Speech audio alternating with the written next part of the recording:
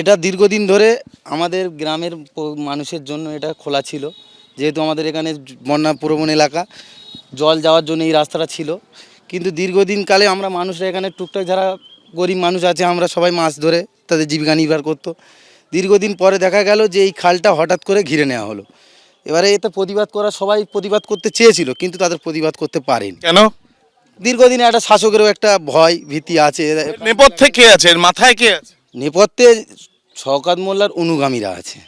খাল চুরি, চাষের জন্য যে মানুষের জল লাগে সে জল পর্যন্ত নিতে পারতো না এই খাল থেকে, এরকম একটা পরিস্থিতি ছিল। এই বোটটা আজ 2 বছর ধরে লাগিয়ে রেখেছে। রাস্তা হওয়ার কথা ছিল, রাস্তা হয়নি।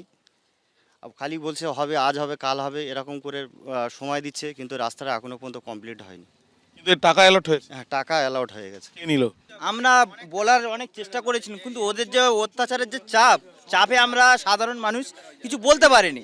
বললে কি করতে?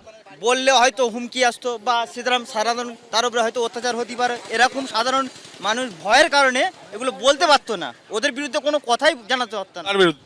শওকত মোল্লার বিরুদ্ধে, বা আমাদের যে পার্টি শওকত মোল্লার যারা নৃত্য দিত, মানে সেই নৃত্যের মধ্যেই মানে তাদের কোনো সাহস পেত না কেউ সাধারণ মানুষ কথা বলার জন্য।